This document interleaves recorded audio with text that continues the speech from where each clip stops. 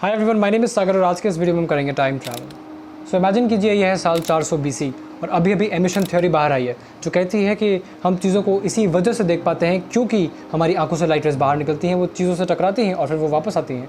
हमारा ब्रेन उसको फिर प्रोसेस करता है। रेटिना से टकराने के बाद जब ऑप्टिक नर्व हमारे ब्रेन तक वो लाइट पहुँचाती है, सिग्नल पहुँचाती है और हम चीज़ों को देख पाते हैं, हम रंग देख पाते हैं, हम अंधेरा नहीं देख पाते हैं। बट मैं आपसे पूछता हूँ कि अगर आप स्पीड ऑफ लाइट से ही मूव करें तो क्या आप चीज़ों को ज़्यादा जल्दी देख पाएंगे क्योंकि आपकी स्पीड डबल हो जाएगी और आपसे निकलने वाली जो लाइट है, आपकी आंखों से लाइट जो निकल रही है वो डबल हो जाएगी? नहीं होगा। This is a consequence of the theory of special relativity thanks to Albert Einstein. But imagine कीजिए you start your car and you think about the photons coming out of your headlight and you think ये photons तो speed of light से move कर रहे हैं और मैं भी 40 km/h या 50 km/h से मूव कर रहा हूँ, तो मेरी स्पीड इन फोटॉन्स की स्पीड में ऐड हो जानी चाहिए क्योंकि अब एमिशन थ्योरी तो है ही नहीं। तो मेरी स्पीड क्योंकि एक वेक्टर स्पीड है और फोटॉन्स भी एक अगर वन डायमेंशन में मूव कर रहे हैं तो वो भी एक वेक्टोरियली ही मूव कर रहे हैं 1D में, तो मेरी स्पीड और उनकी स्पीड ऐड हो जानी चाहिए और फोटॉन्स की स्पीड यहाँ पर बढ़ जानी चाहिए। और मैंने यूनिवर्स का लॉ ब्रेक कर दिया, मैंने फिजिक्स ब्रेक कर दी। No, that won't happen because again, consequence of special relativity.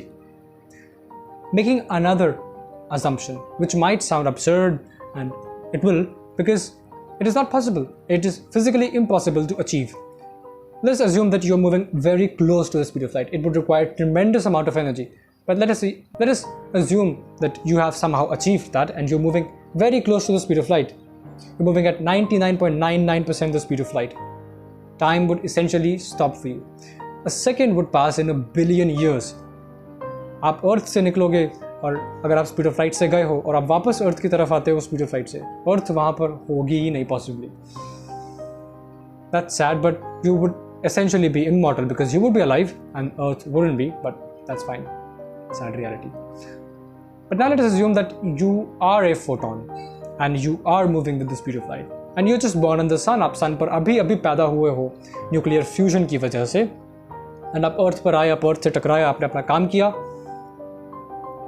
आपको अभी भी लगेगा कि आप अभी तो सन पर पैदा हुए हो, भले ये बिलियन साल बीत गए हो, क्योंकि फोटॉन्स के लिए एसेंशियली टाइम रुक जाता है। उनके लिए कोई भी टाइम की मीनिंग नहीं है, उनके लिए टाइम का कोई फिजिकल सिग्निफिकेंस ही नहीं है। सो अगर आप एक फोटॉन हो और आप स्पीड ऑफ लाइट से मूव कर रहे हो और अज्यूम करते हैं ये फोटॉन के पास आंखें हैं और उन आंखों में रेटिना है और फोटॉन के पास एक ब्रेन है हमारे जैसा ही, और अब फोटॉन चीज़ों को देख सकता है, तो जब वो किसी चीज़ की तरफ जा रहा है, सपोज वो किसी वाइट ड्वार्फ की तरफ जा रहा है, वाइट स्टार की तरफ जा रहा है, अज्यूमिंग वो एक न्यूट्रॉन स्टार की तरफ जा रहा है जो यूजुअली वाइट होते हैं, तो वो न्यूट्रॉन स्टार उसको ब्लू दिखाई देगा।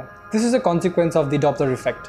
डॉपलर इफेक्ट की वजह से क्या होता है कि अगर कोई एम्बुलेंस, जैसे अज्यूम एक एम्बुलेंस यहाँ से आ रही है तो उसका वॉल्यूम आपको हाई पिच सुनाई देगा अगर उसका हॉर्न चालू है। यहाँ पर आएगा तो उसका वॉल्यूम नॉर्मल हो जाएगा जो उसका फ्रीक्वेंसी होता है, और जब वो रिसीड कर रहा होगा आपसे तो उसका वॉल्यूम डिम हो जाएगा। ऐसे अगर ऐसा रहे, sorry, so as a consequence of Doppler effect, अगर आप किसी स्टार की तरफ मूव कर रहे हो तो वो ब्लू शिफ्ट हो जाएगा, उसका कलर ब्लू दिखाई देगा, और पीछे जो स्टार हैं आपके उनका कलर आपको रेड दिखाई देगा। इसका वेवलेंथ स्ट्रेच हो जाएगा, उसका वेवलेंथ कंप्रेस हो जाएगा, and you could essentially see your back of the head if you're moving on the horizon of a black hole, and you would never be able to escape that black hole unless you experience the Casimir effect, जिसके बारे में हम अगले video में बात करेंगे। But रुको, video खत्म नहीं हुआ है। बट क्वेश्चन ये नहीं है, मेन क्वेश्चन ये है कि स्पीड ऑफ लाइट 299,792,458 मीटर्स पर सेकेंड ही क्यों होती है? Speed of light 1 billion kilometres पर सेकेंड क्यों नहीं होती? 500 मीटर पर सेकेंड क्यों नहीं होती? Well, technically it is possible to achieve different speeds of light in different medium. Vacuum में स्पीड ऑफ लाइट C यानी कि 299,792,458 मीटर पर सेकेंड होती है। किसी और मीडियम में, लेट्स से वाटर या फिर ग्लास, उसमें 30 या 40% कम होती है। बट फोटॉन्स तो अभी भी स्पीड ऑफ लाइट से ही मूव करते हैं, बस उसकी इलेक्ट्रिक फील्ड की इंटेंसिटी कम हो जाती है, जो कि बाद में हम बात कर सकते हैं किसी और वीडियो में, या फिर आप खुद भी पढ़ सकते हैं चाहे तो हमारे यूनिवर्स पे स्पीड ऑफ लाइट C ही क्यों है? This is a topic for some other video. इसके बारे में हम कभी और बात कर सकते हैं। Until then, think, क्या और भी यूनिवर्सेस हैं जहाँ पर स्पीड ऑफ लाइट कुछ और है? वहाँ पर स्पीड ऑफ लाइट है ही नहीं, वहाँ पर कोई अल्टीमेट स्पीड ही नहीं है, वहाँ पर आप भी स्पीड ऑफ लाइट से मूव कर सकते हैं, वहाँ पर कुछ भी हो सकते हैं, क्योंकि हमारा यूनिवर्स है। क्या पता है हम एक ब्लैक होल में रहते हो, क्या पता हम ब्लैक होल में नहीं रहते हैं, बाद में सोचेंगे। तब तक के लिए have fun, take care, bye bye. Oh, like share subscribe.